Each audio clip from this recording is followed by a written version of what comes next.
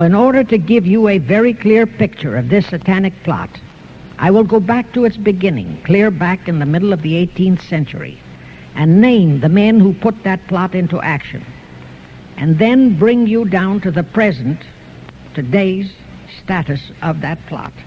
However, the vitally important thing for all Americans, all you mothers of the boys who died in Korea and are now dying in Vietnam, to know is that our so-called leaders in Washington, whom we elected to safeguard our nation and our Constitution, are the betrayers, and that behind them are a comparatively small group of men whose sole objective is to enslave the whole world of humanity in their satanic plot of one world government.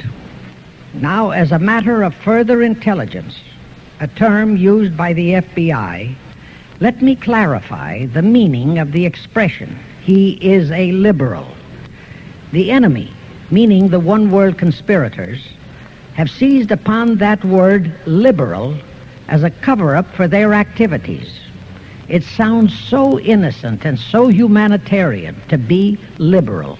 Well, make sure that the person who calls himself a liberal or is described as a liberal is not in truth a red. Now then, this satanic plot was launched back in the 1760s when it first came into existence under the name of the Illuminati. This Illuminati was organized by one Adam Weishaupt, born a Jew, who was converted to Catholicism and became a Catholic priest, and then, at the behest of the then newly organized House of Rothschild, defected and organized the Illuminati. Naturally, the Rothschilds financed that operation. And every war since then, beginning with the French Revolution, has been promoted by the Illuminati, operating under various names and guises. I say under various names and guises because after the Illuminati was exposed and became too notorious, Weishaupt and his co-conspirators began to operate under various other names. In the United States, immediately after World War I, they set up what they called the Council on Foreign Relations, commonly referred to as the CFR. And this CFR is actually the Illuminati in the United States. And its hierarchy, the masterminds in control of the CFR, to a very great extent are the descendants of the original Illuminati conspirators. But to conceal that fact, most of them changed their original family names to American-sounding names. For example, the true name of the Dillons, Clarence and Douglas Dillon, once Secretary of the U.S. Treasury Department, is Lepowski. I'll come back to all this later. There is a similar establishment of the Illuminati in England, operating under the name of the British Institute of International Affairs. There are similar secret Illuminati organizations in France, Germany, and other nations operating under different names. And all these organizations, including the CFR, continuously set up numerous subsidiary or front organizations that are infiltrated into every phase of the various nations' affairs. But at all times, the operations of these organizations were and are masterminded and controlled by the internationalist bankers, who in turn were and are controlled by the Rothschilds. The details of how they accomplished the setting up of the CFR in the United States, as also in the other nations, are far too voluminous to be described in this dissertation. But you can find it complete in News Bulletin number 122, entitled UN is Spawn of the Illuminati, and News Bulletin number 123, entitled CFR Completely Unmasked as Illuminati. Both are published by the Cinema Educational Guild, Post Office Box 46205, Hollywood, California. You can get them for 50 cents per copy by writing to that address. Those news bulletins reveal the names of the original founders of the Illuminati and the Americanized names of their descendants in the present CFR. Now I'll go back to the activities of the original Illuminati conspirators. As revealed in News Bulletin number 122, one branch of the Rothschild family had financed Napoleon.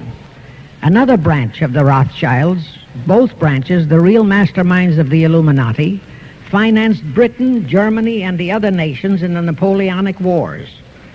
Immediately after the Napoleonic Wars, the Illuminati assumed that all the nations were so destitute and so weary of wars that they'd be glad for any solution.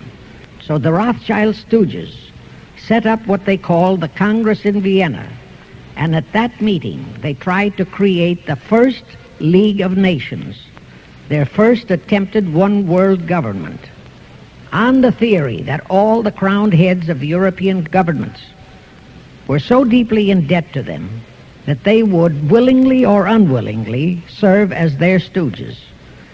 But the Tsar of Russia caught the stench of the plot and completely torpedoed it. The enraged Nathan Rothschild, then the head of that dynasty, vowed that someday he or his descendants would destroy the Tsar and his entire family. And his descendants did accomplish that very threat in 1917. At this point, bear in mind that the Illuminati was not set up to operate on a short-range basis. Normally, a conspirator of any type enters into a conspiracy with the expectation of achieving his objective during his own lifetime. But that was not the case with the Illuminati. True, they hoped to accomplish their objective during their lifetime. But, paraphrasing The Show Must Go On, the Illuminati operates on the very long-range basis. Whether it will take scores of years or even centuries, they have dedicated their descendants to keep the plot boiling until they hope the conspiracy is achieved.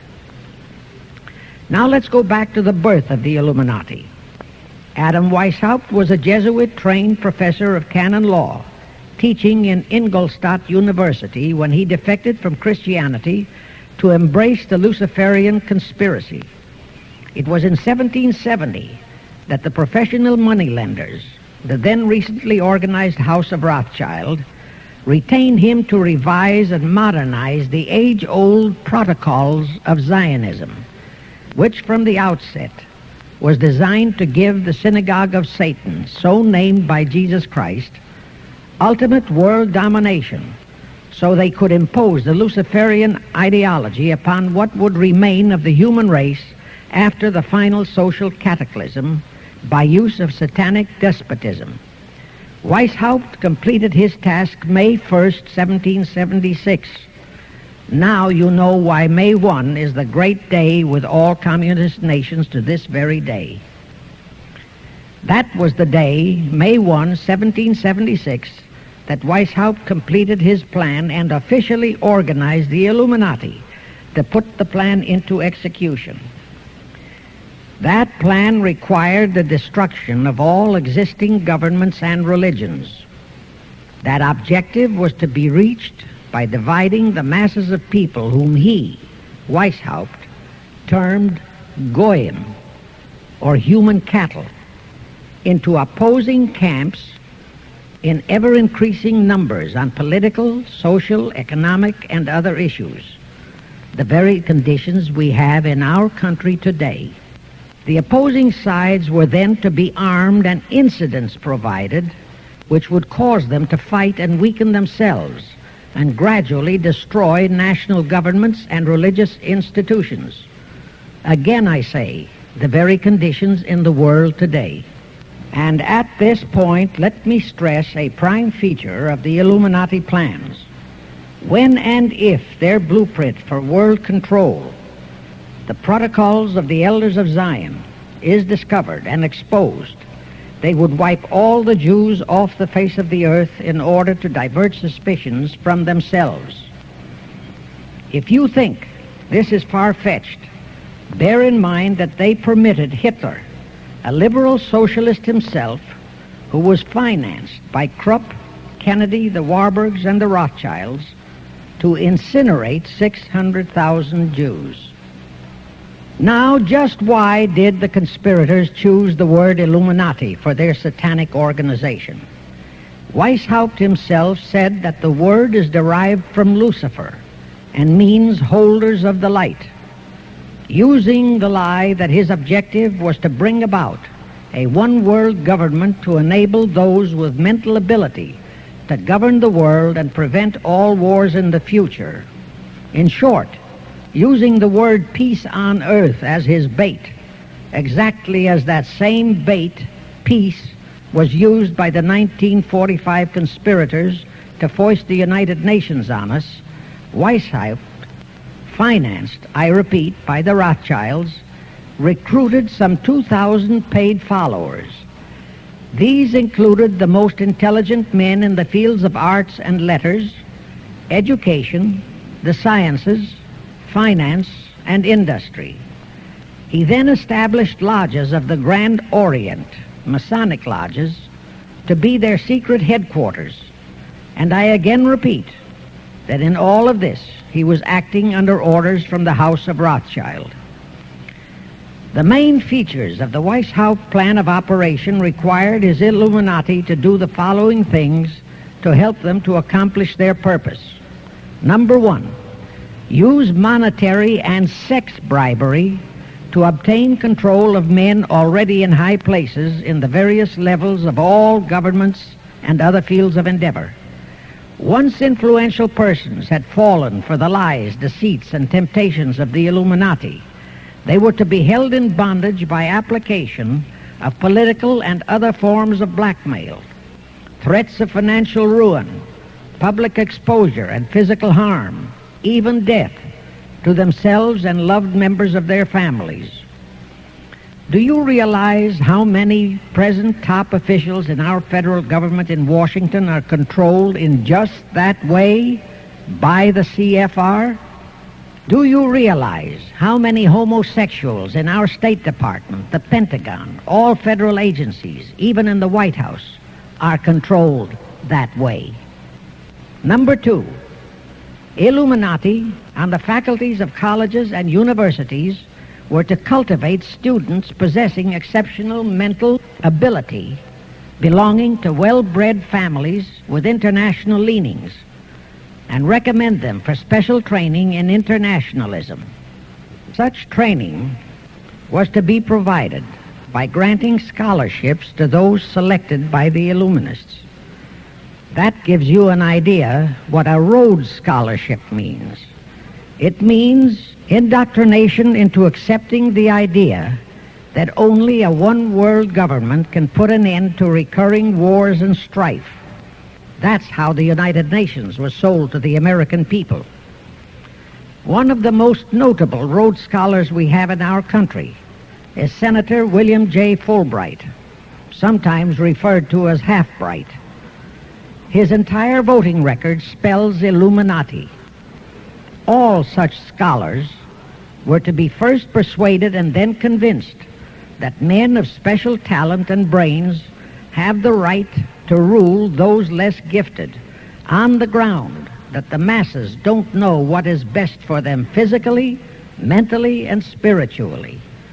In addition to the Rhodes and similar scholarships, today there are 3 special Illuminati schools located in Gordonstown in Scotland, Salem in Germany, and Anavryta in Greece.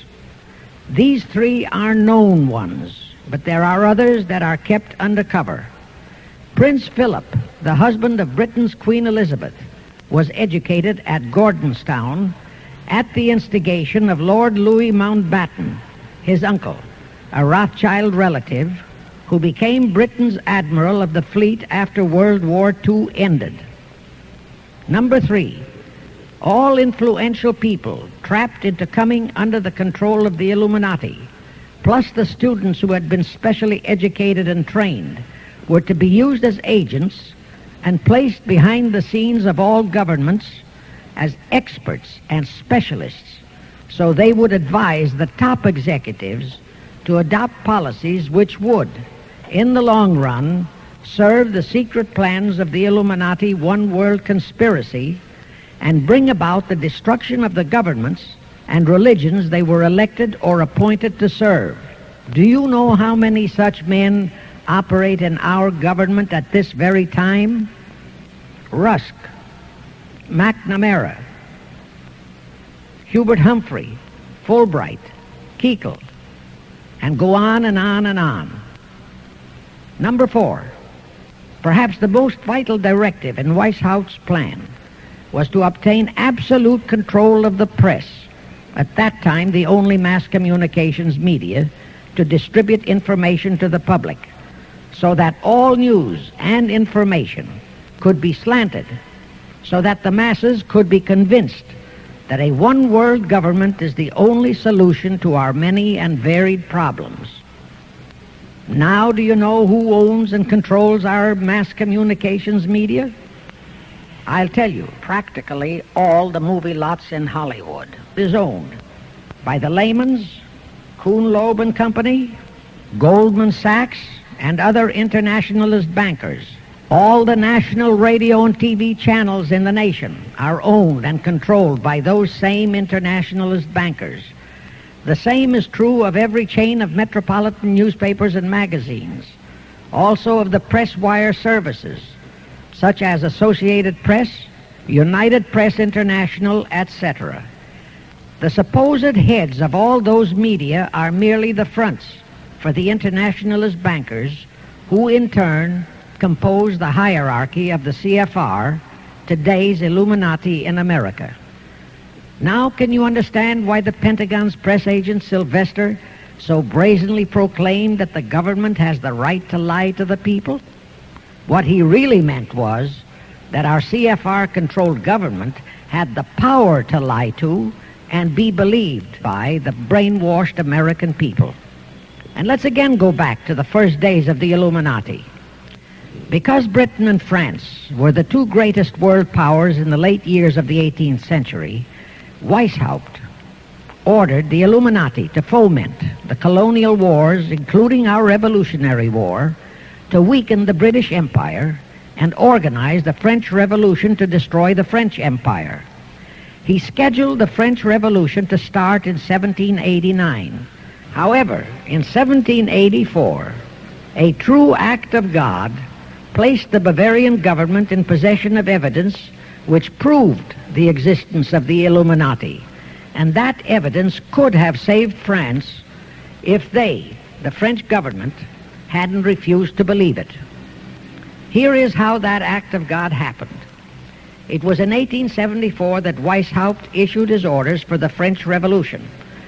A German writer named Zwack put it into book form. It contained the entire Illuminati story and Weishaupt's plans. A copy of this book was sent to the Illuminists in France, headed by Robespierre, whom Weishaupt had delegated to foment the French Revolution. The courier was struck and killed by lightning as he rode through Raleston on his way from Frankfurt to Paris. The police found the subversive documents on his body and turned them over to the proper authorities. After careful study of the plot, the Bavarian government ordered the police to raid Weishaupt's newly organized lodges of the Grand Orient and the homes of his most influential associates.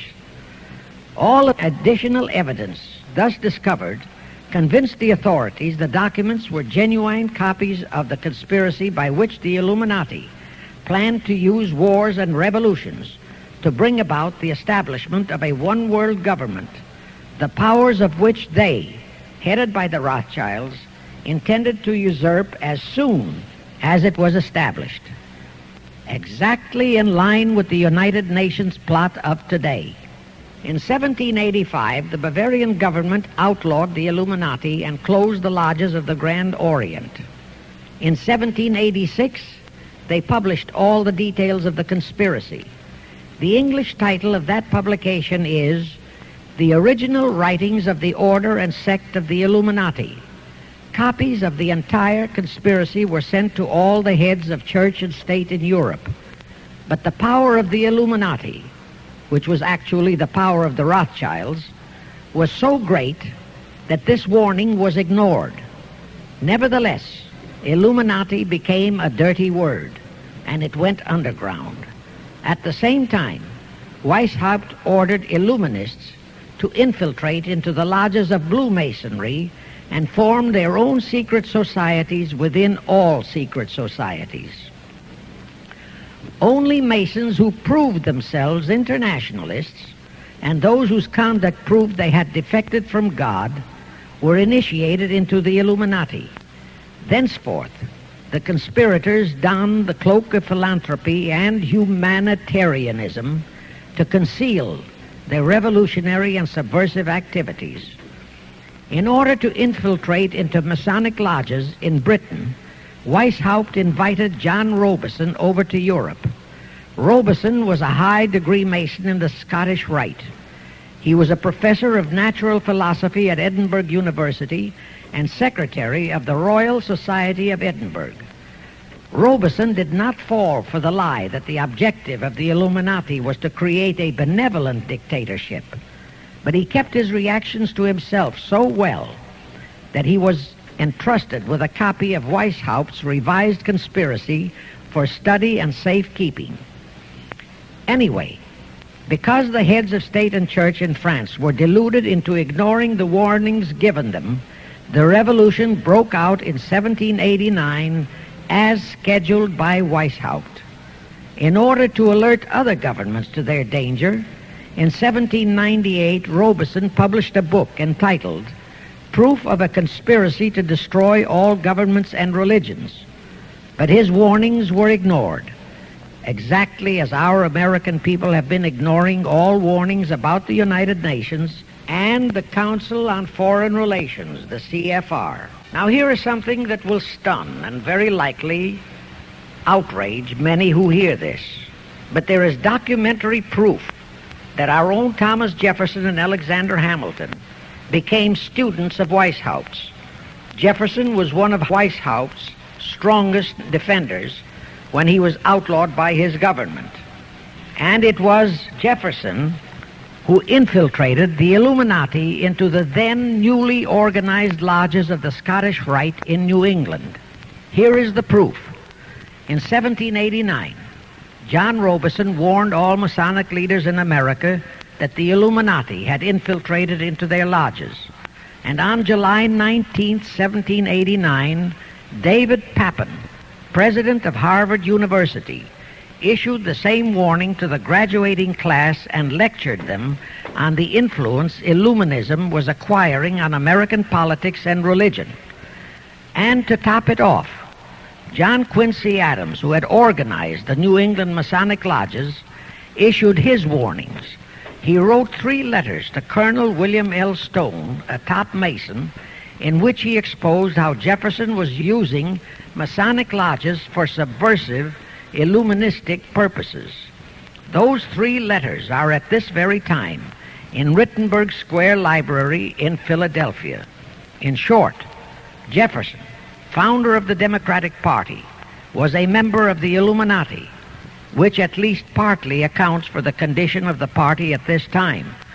And through infiltrations of the Republican Party, we have exactly nothing of loyal Americanism today.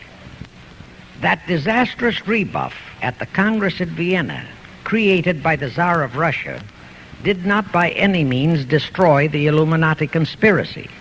It merely forced them to adopt a new strategy.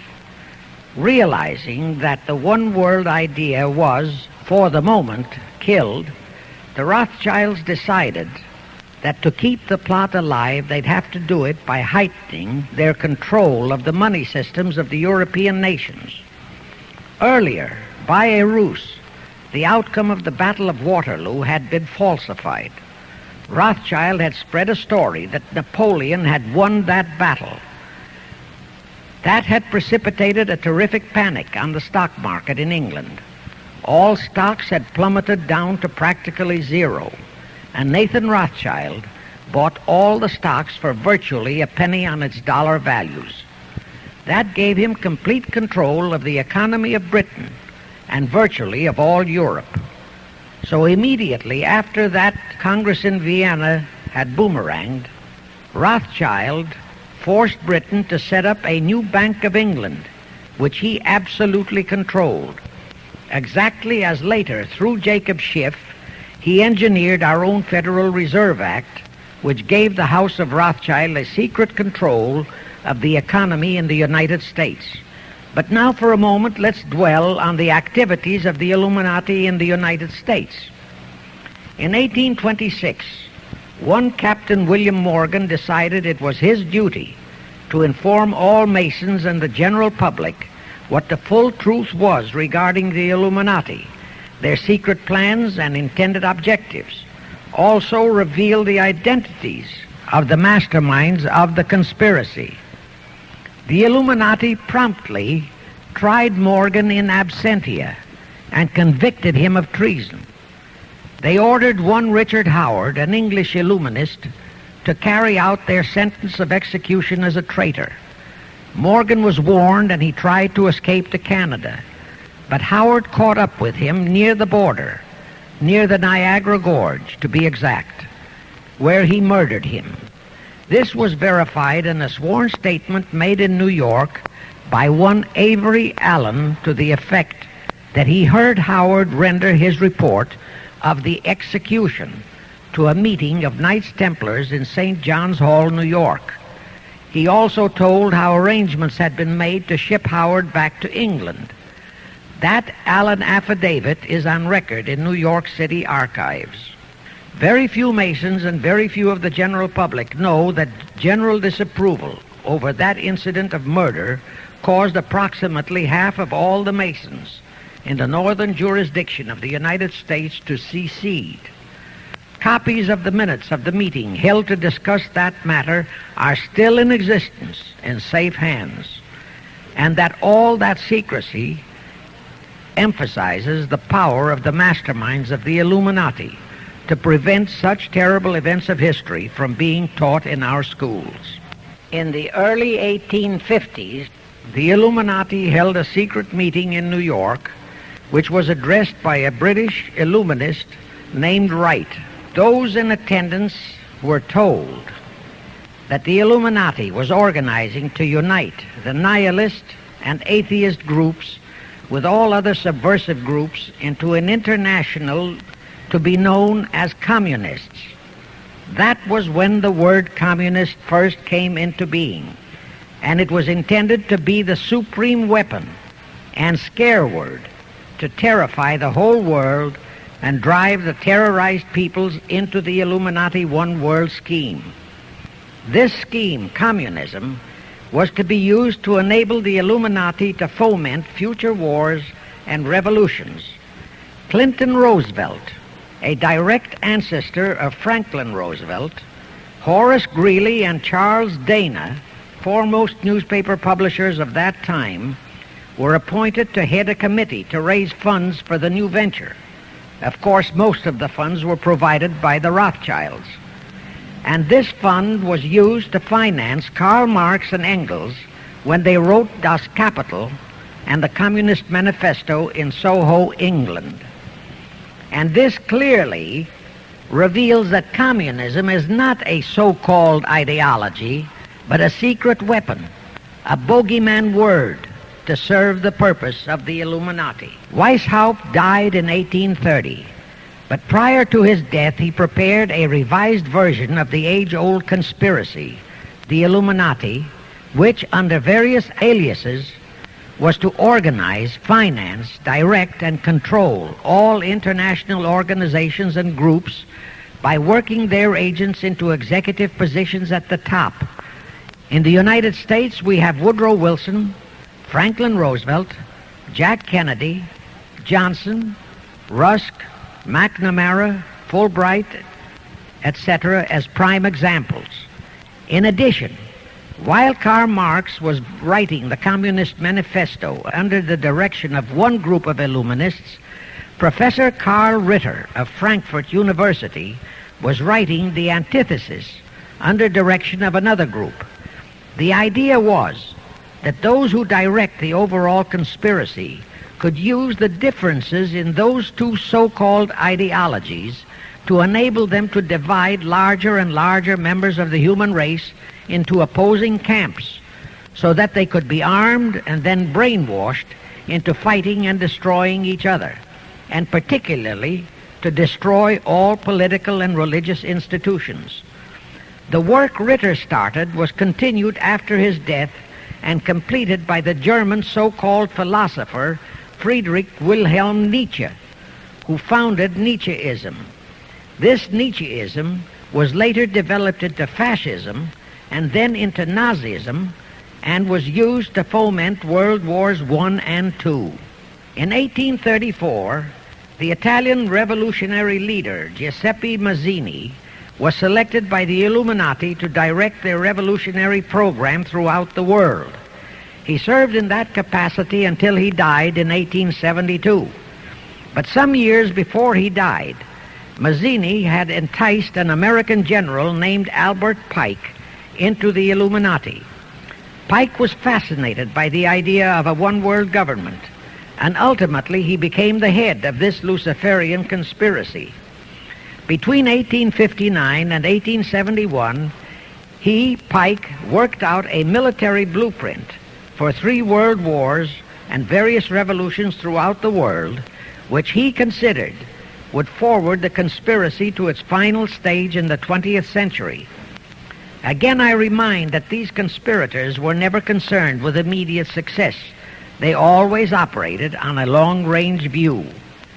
Pike did most of his work in his home in Little Rock, Arkansas.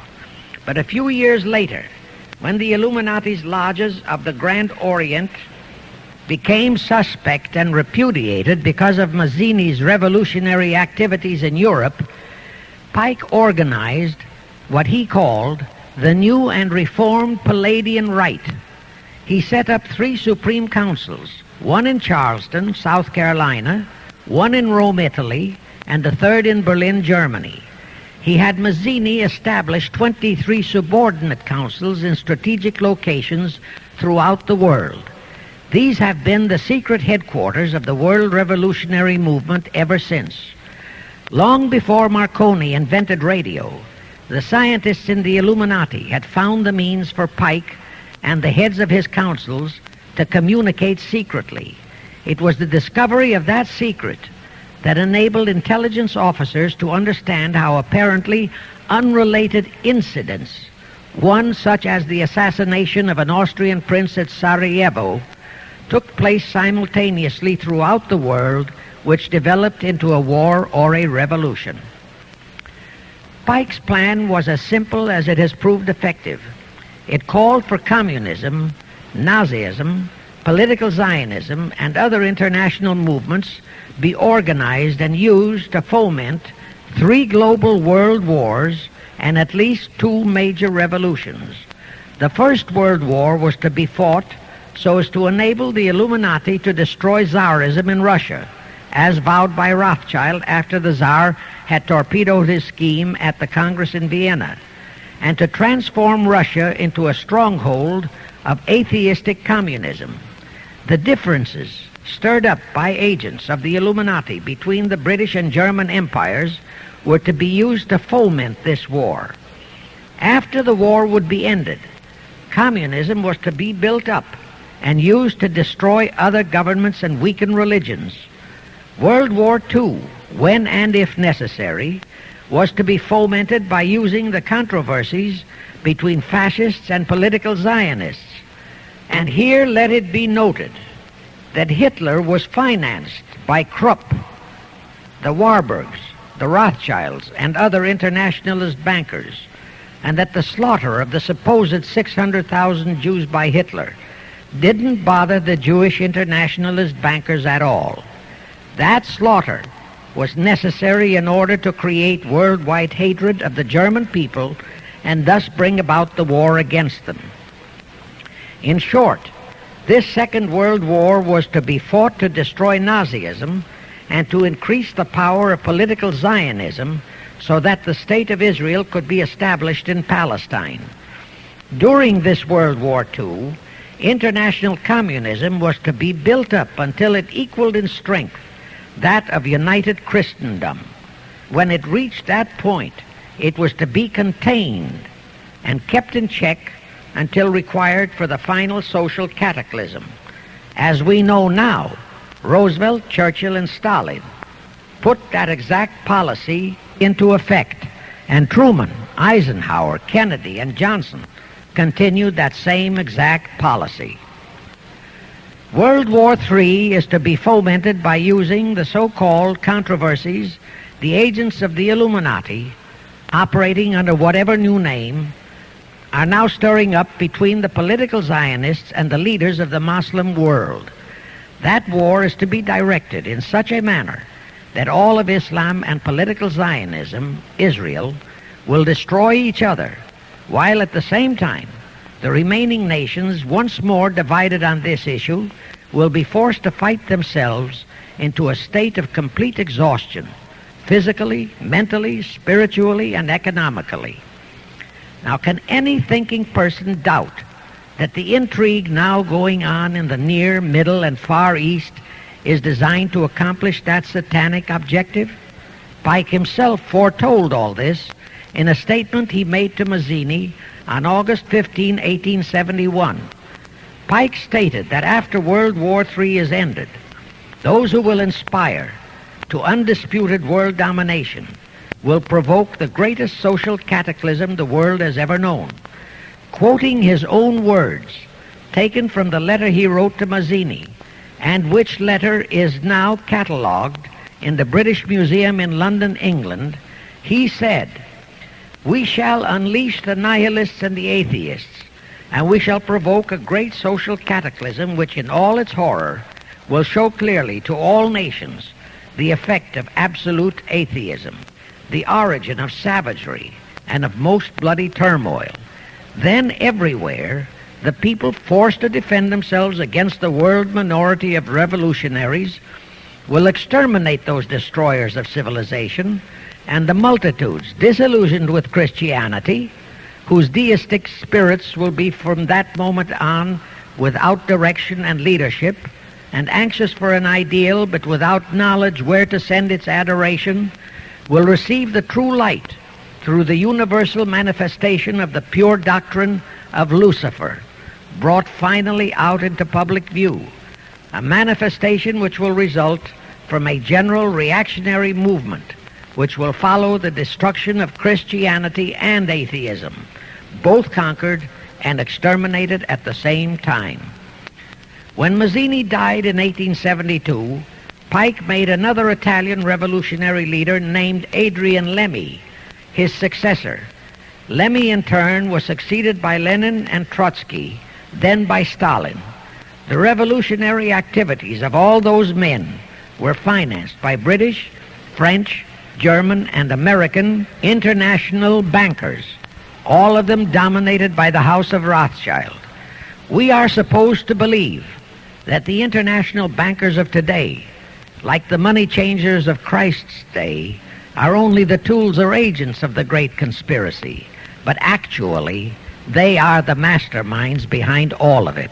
While the general public has been brainwashed by all the mass communications media into believing that communism is a movement of the so-called workers, the actual fact is that both British and American intelligence officers have authentic documentary evidence that international liberals operating through their international banking houses, particularly the House of Rothschild, have financed both sides in every war and revolution since 1776. Those who today comprise the conspiracy, the CFR in the United States, direct our governments, whom they hold in usury through such methods as the Federal Reserve System in America, to fight wars such as Vietnam, created by the United Nations, so as to further Pike's Illuminati plans to bring the world to that stage of the conspiracy when atheistic communism and the whole of Christianity can be forced into an all-out Third World War within each remaining nation, as well as on an international scale. The headquarters of the great conspiracy in the late 1700s was in Frankfurt, Germany, where the House of Rothschild had been established by Mayer Anschelm, who adopted the Rothschild name and linked together other international financiers who had literally sold their souls to the devil. After the Bavarian government's exposure in 1786, the conspirators moved their headquarters to Switzerland, then to London. Since World War II, after Jacob Schiff, the Rothschilds' boy in America, died, the headquarters of the American branch has been in the Harold Pratt Building, New York, and the Rockefellers, originally protégés of Schiff, have taken over the manipulation of finances in America for the Illuminati. In the final phases of the conspiracy, the one world government will consist of the king dictator, head of the United Nations, the CFR, and a few billionaires, economists, and scientists who have proved their devotion to the great conspiracy. All others are to be integrated into a vast conglomeration of mongrelized humanity, actually slaves. Now let me show you how our federal government and the American people have been sucked into the one world takeover plot of the Illuminati great conspiracy. And always bear in mind that the United Nations was created to become the housing for that one world so-called liberal conspiracy. The real foundations of the plot for the takeover of the United States were laid during the period of our Civil War. Not that Weishaupt and the earlier masterminds had ever overlooked the New World. As I have previously indicated, Weishaupt had his agents planted over here as far back as the Revolutionary War. But George Washington was more than a match for them. It was during the Civil War that the conspirators launched their first concrete efforts. We know that Judah Benjamin, chief advisor of Jefferson Davis, was a Rothschild agent. We also know that there were Rothschild agents planted in Abraham Lincoln's cabinet who tried to sell him into a financial dealing with the House of Rothschild. But old Abe saw through the scheme and bluntly rejected it, thereby incurring the undying enmity of the Rothschilds, exactly as the Russian Tsar did when he torpedoed their first League of Nations at the Congress in Vienna. Investigation of the assassination of Lincoln revealed that the assassin, Booth, was a member of a secret conspiratorial group